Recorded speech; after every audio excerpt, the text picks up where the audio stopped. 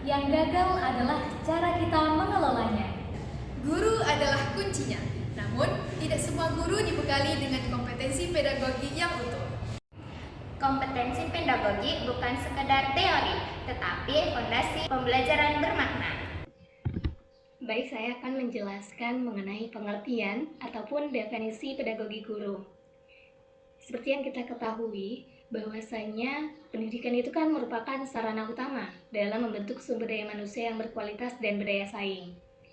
Nah, melalui proses pendidikan, peserta didik itu diarahkan untuk mengembangkan potensi dari dalam diri dia secara menyeluruh, baik dalam aspek pengetahuan, keterampilan, maupun sikap, di mana keberhasilan pendidikan itu tidak terlepas dari berbagai macam unsur pendukung, di mana unsur pendukung salah satunya itu adalah peran guru. Peran guru yang menjadi penggerak utama dalam kegiatan pembelajaran di kelas. Nah, guru itu memiliki kedudukan yang sangat strategis dalam proses pembelajaran. Karena apa? Karena guru itu berperan secara langsung dalam membimbing dan juga mengarahkan peserta didik. Tapi peran guru tidak hanya terbatas pada penyampaian materi, tapi juga mencakup pengelolaan pembelajaran agar sesuai dengan kebutuhan dan karakteristik peserta didik.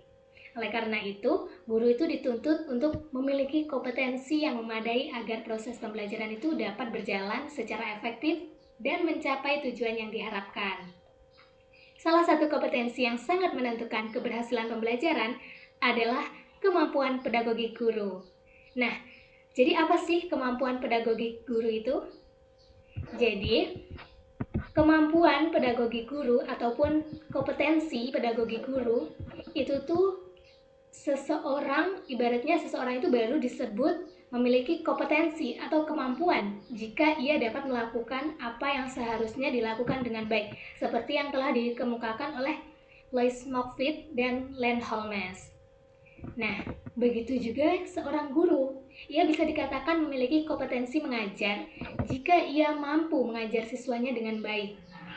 Jadi kompetensi pada dasarnya itu merupakan deskripsi tentang apa yang dapat dilakukan seseorang dalam bekerja dan apa wujud dari pekerjaan tersebut tuh yang dapat terlihat begitu. Nah, menurut Badan Standar Nasional Pendidikan, yang dimaksud dengan kompetensi pedagogis guru merupakan kompetensi dalam pengelolaan peserta didik yang meliputi pemahaman wawasan atau landasan kependidikan, pemahaman tentang peserta didik, pemahaman kurikulum atau silabus, perancangan pembelajaran, pelaksanaan pembelajaran yang mendidik dan dialogis, serta evaluasi hasil belajar tadi. Jadi, kompetensi pedagogik itu adalah keterampilan yang sangat penting atau kemampuan yang sangat penting yang harus dimiliki oleh seorang guru, yang mencakup kemampuan dalam mengelola proses pembelajaran siswa tentunya. Nah, di mana kompetensi ini tuh membedakan antara guru dengan profesi lainnya.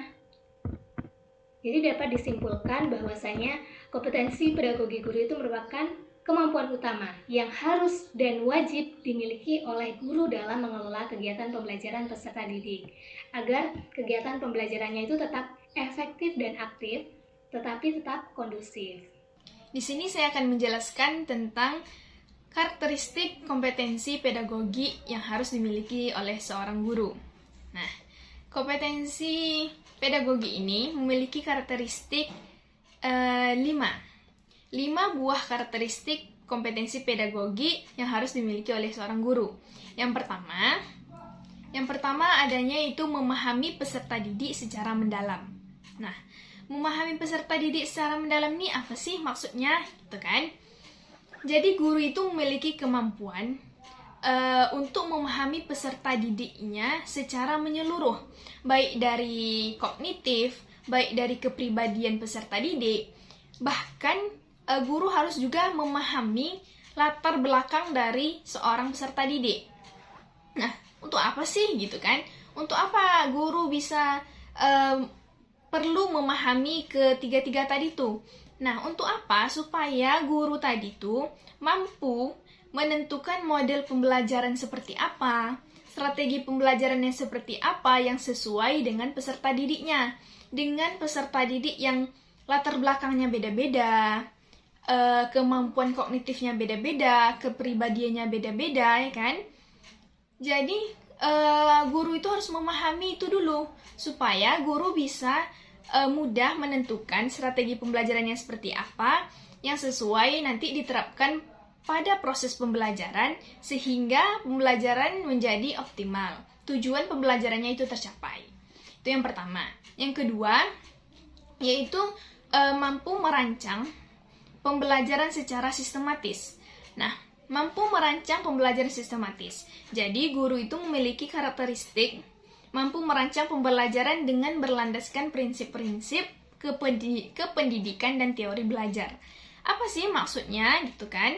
Maksud dari merancang atau menyusun pembelajaran secara sistematis ini, jadi guru itu bisa menyusun dan mempertimbangkan karakteristik peserta didik yang bermacam-macam tadi itu supaya bisa menyusun pembelajaran yang optimal.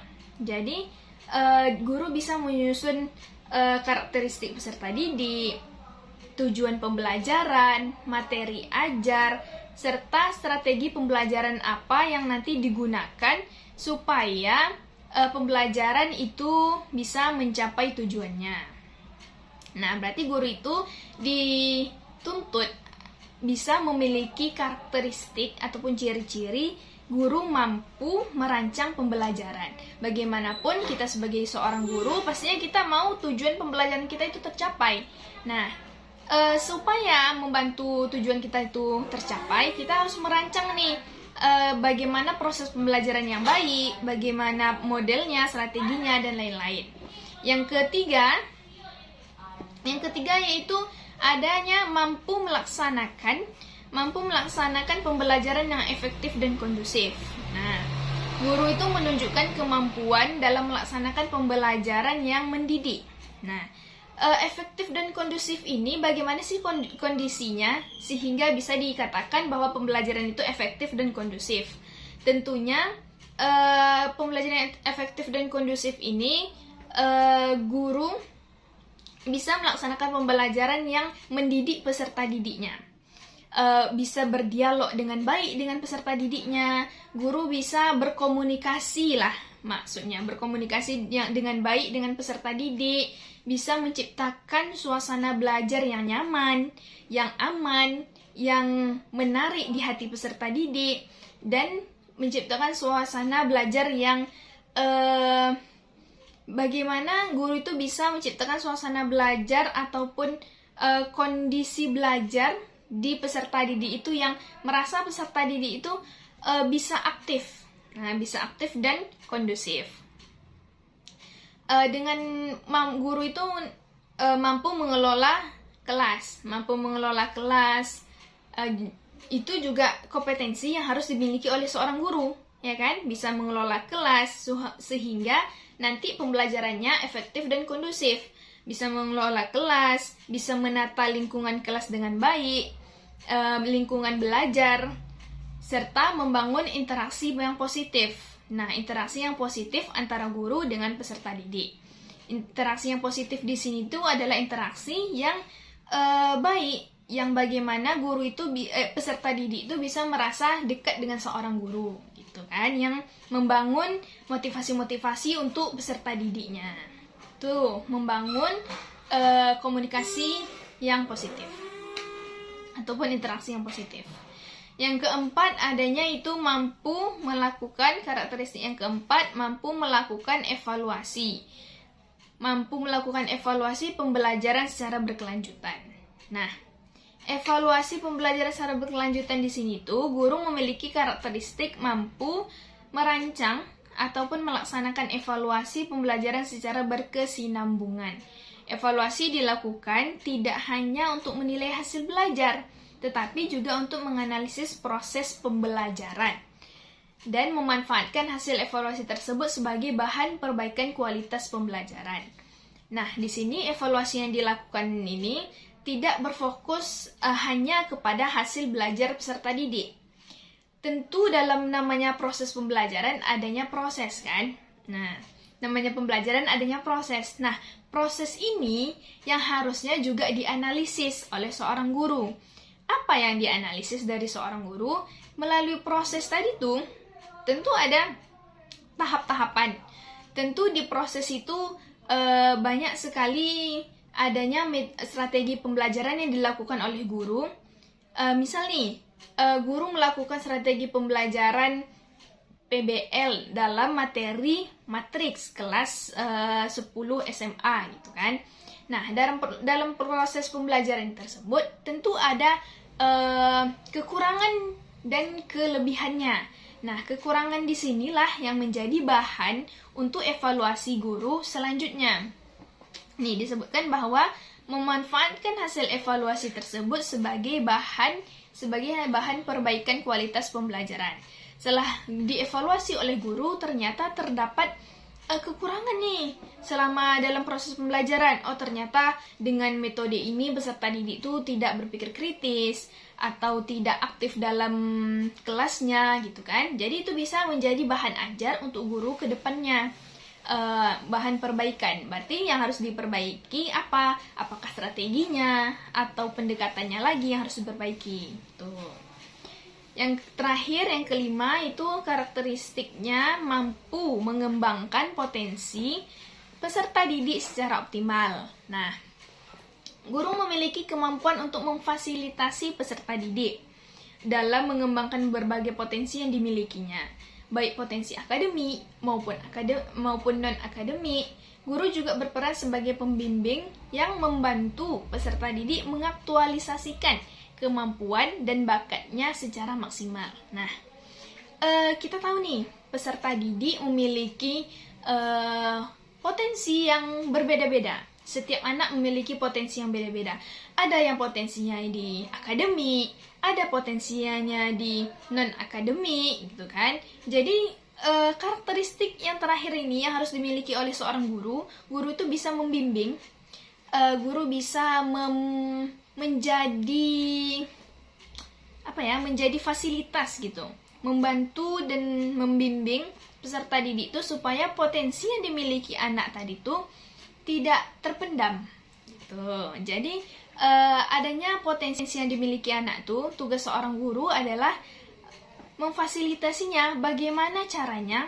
Oh, anak ini berpotensi nih, bisa dia ikut olimpiade, dia pintar dalam matematika, dia cepat dalam menghitung.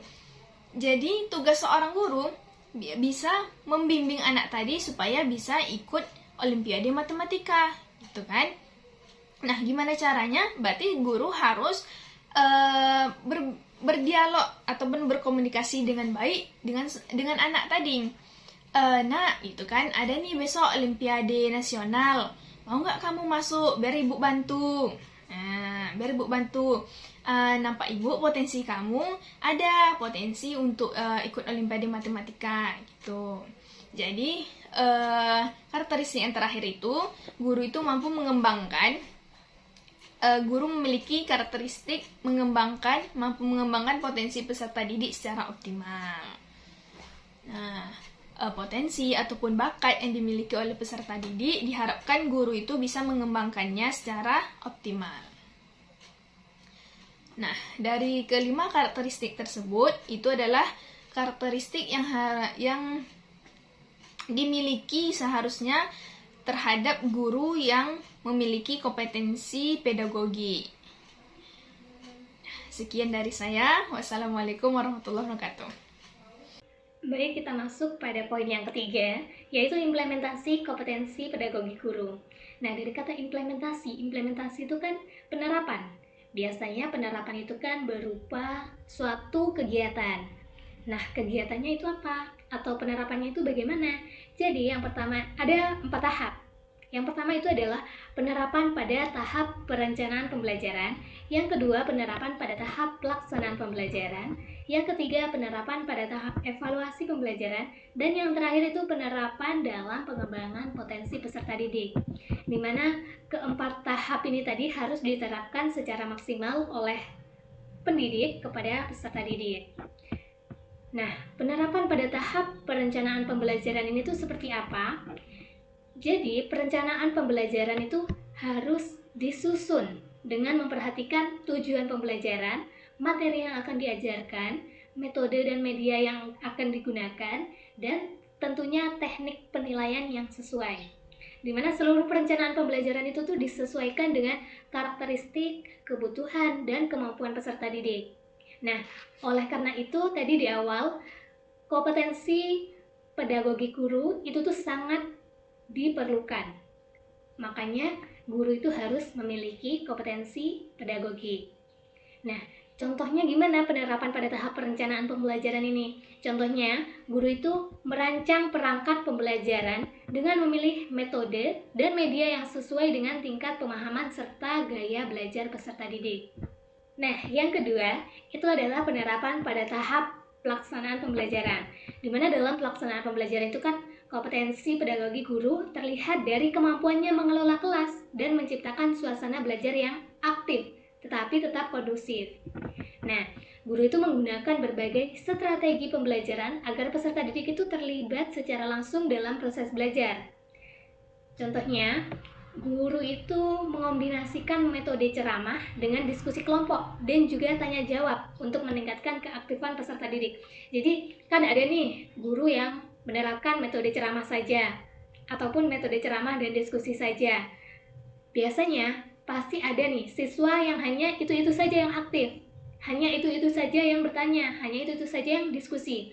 Jadi di sini guru itu dituntut untuk bagaimana semua murid yang ada di dalam kelas itu ikut berpartisipasi aktif, ikut bersuara, ikut bertanya semuanya.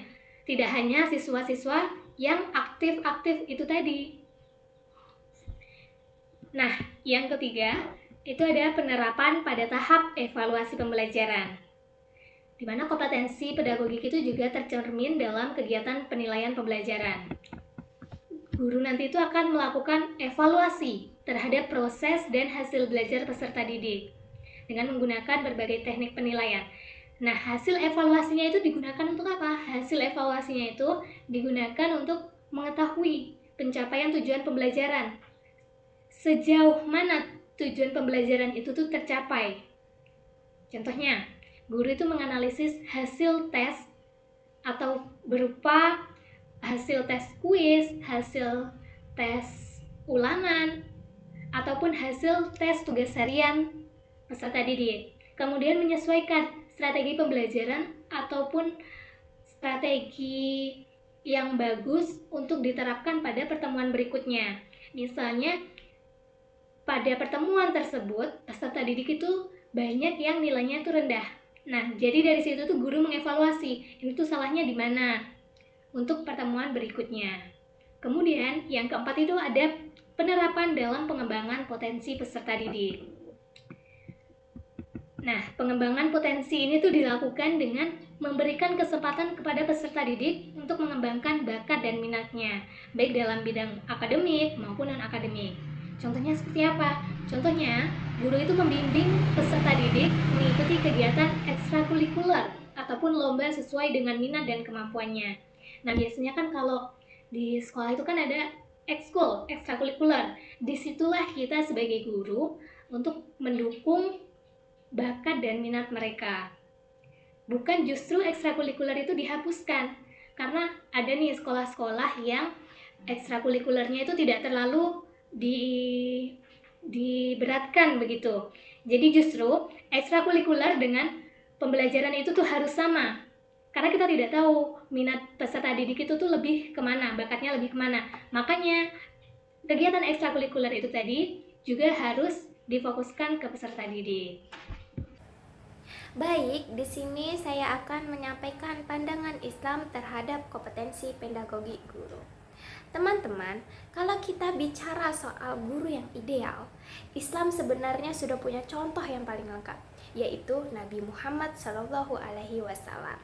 Beliau bukan hanya seorang nabi, tapi juga seorang guru yang sangat hebat. Cara beliau mengajar itu relevan banget dengan konsep kompetensi pedagogi yang kita kenal sekarang. Yang pertama, setiap murid itu unik dan punya potensi. Dalam Islam tidak ada murid yang bodoh. Yang ada hanyalah murid dengan potensi yang berbeda-beda. Ada yang cepat paham, ada yang jago menghafal, ada yang kuat di praktik. Nah, Nabi Muhammad memahami hal ini. Beliau pernah mendoakan Ibnu Abbas dengan doa khusus. Ya Allah, pahamkanlah dia terhadap agama dan ajarkanlah kepadanya ilmu tafsir. Hadis riwayat Ahmad. Kenapa doanya seperti itu? Karena Nabi tahu Ibnu Abbas ini punya potensi besar dalam memahami Al-Quran. Nah, pesannya bagi calon-calon guru, tugas guru nih bukan membandingkan murid, tapi menemukan kelebihan mereka lalu mengarahkannya. Yang kedua, cara mengajar tidak boleh monoton. Coba bayangkan, kalau setiap hari guru hanya ceramah dari awal sampai akhir, pasti ngantuk kan? Nah, Nabi Muhammad SAW tidak pernah mengajar dengan satu cara saja. Rasulullah SAW bersabda, "Kedudukanku dan orang yang mengasuh anak yatim di surga seperti ini."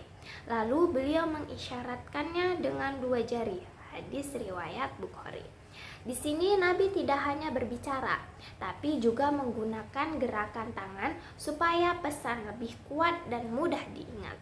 Dalam hadis lain, Nabi bertanya kepada para sahabatnya, "Sesungguhnya di antara pepohonan ada satu yang tidak gugur daunnya, dan pohon itu seperti seorang muslim. Maka sebutkanlah kepadaku pohon apa itu." Hadis riwayat Bukhari. Ini contoh Nabi mengajar dengan metode tanya jawab, bikin sahabatnya berpikir, bukan hanya cuma mendengar saja. Nah, mengajar itu harus kreatif, variasi metode bikin kelas hidup dan siswa lebih fokus. Yang ketiga, Nabi menggunakan media saat belajar. Mungkin kita berpikir, media pembelajaran itu baru ada sekarang kan? Padahal Nabi Muhammad sudah menggunakannya sejak dahulu. Abdullah bin Mas'ud radhiyallahu anhu berkata, Rasulullah SAW membuat sebuah garis lurus lalu bersabda, "Ini adalah jalan Allah." Kemudian beliau membuat garis-garis di kanan dan kiri lalu bersabda, "Ini adalah jalan-jalan lain. Pada setiap jalan ada setan yang mengajak kepadanya." Hadis riwayat Ahmad. Di sini Nabi menggambar langsung untuk menjelaskan konsep yang berat agar mudah dipahami. Kalau Nabi saja menggunakan media sederhana, maka guru sekarang lebih dianjurkan lagi menggunakan gambar, alat peraga, atau teknologi. Dari semua itu, kita bisa lihat bahwa kompetensi pedagogi dalam Islam bukan teori kosong. Nabi Muhammad SAW mencontohkannya. Yang pertama, memahami potensi murid. Yang kedua, mengajarkan dengan cara yang bervariasi. Yang ketiga, menggunakan media. Dan yang keempat, mengajar dengan hati dan keteladanan. Jadi, guru yang profesional menurut Islam adalah guru yang bukan hanya mengajar ilmu, tapi juga mendidik manusia. Dan setiap proses mengajar itu, kalau diniatkan dengan benar, bisa bernilai ibadah. Sekian dari saya, apabila ada kesalahan, saya mohon maaf. Terima kasih. Seria